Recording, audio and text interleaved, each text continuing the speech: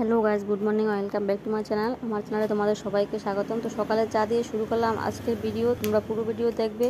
আজ আমি কাজ করতে করতে মনের মাঝে অনেক উকি মারছে, অনেক উক্তি। তো পুরো ভিডিও দেখবে, আর দেখলে বুঝতে পারবে আমার মনে কত রকমের উক্তি জেগেছে। আর সকালের চা যদি ভালো হয় নাকি মন ভালো থাকে, তো সকালের চাটা আমি আগে করে নিলাম। তো সবাই খেয়ে যদি মন খুশি হয়ে যায় তাহলে মনে হয় আমার দিনটাও ভালো যাবে। তো চা করতে গিয়ে কিন্তু চা ছাঁকতে গিয়ে চা পড়ে গেছে। চা যখন পড়ে গেছে অনেকখানি চা নষ্ট হয়ে গেছে। 1 কাপ চা কিন্তু নষ্ট হয়ে গেছে, 3 কাপ হয়েছে, 4 কাপ হওয়ার কথা ছিল। যাই হোক, একজনে খাবে না বললো, তো আমাকে আর করতে হলো না।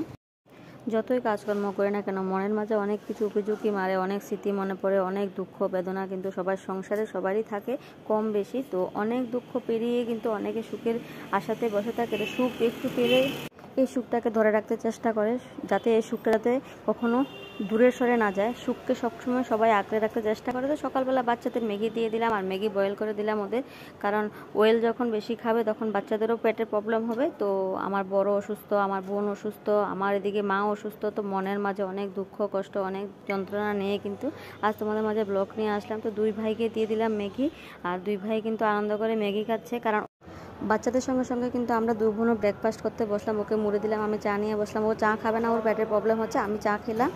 আবার আবার হর্স হর্স, আবার হর্স বানাতো, আবার আবার আবার হর্স, আবার আবার আবার।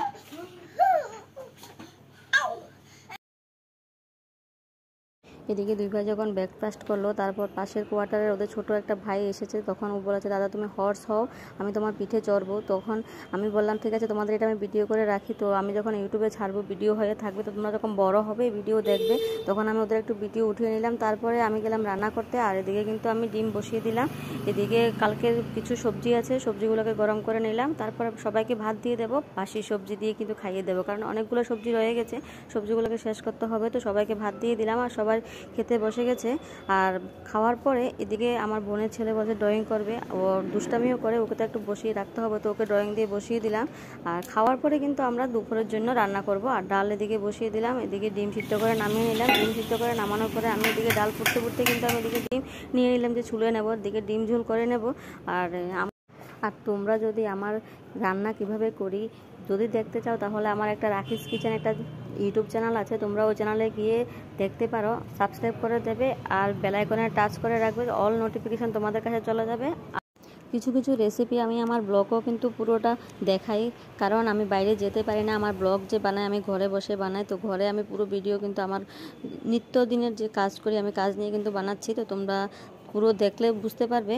আর যদি তোমাদের কাছে ভালো লাগে তোমরা একটা লাইক অবশ্যই করে দেবে। খুব কষ্ট করে ভিডিও বানিয়ে নিয়ে আসি, সংসারের কাজ সামলিয়ে ব্লগ বানানো কিন্তু একটু কষ্ট করে, যারা যারা বানাও তারা নিশ্চয়ই বুঝতে পারো।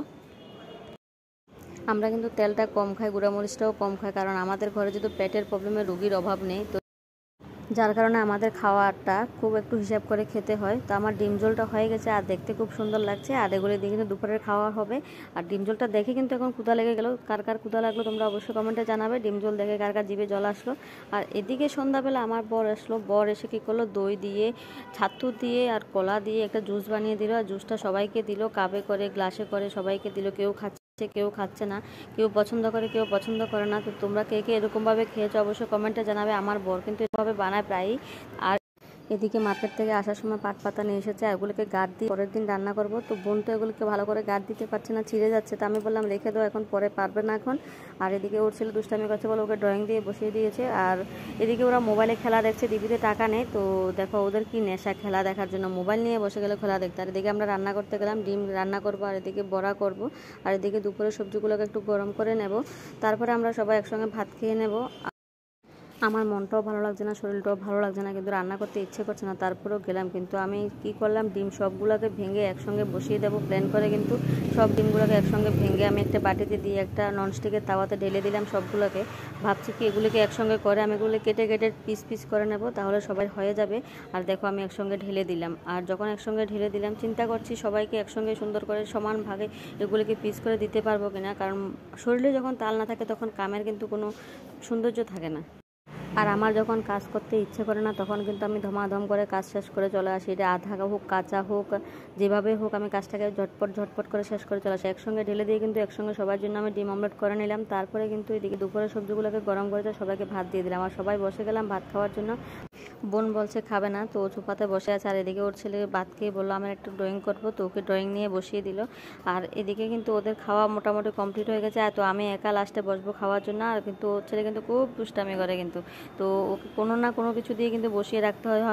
এদিকে আমার মনের কিছু আবেগ তোমাদের মাঝে তুলে দিলাম। যদি ভালো লাগে শেয়ার করে দেবে এবং কমেন্টে জানাবে তুমি কতটা কষ্টে আছো, তা কেউ দেখতে আসবে না, কিন্তু তুমি প্রাণ খুলে হেসে দেখো, ওই হাসিতে হিংসে করার মতো লোকের অভাব হবে না।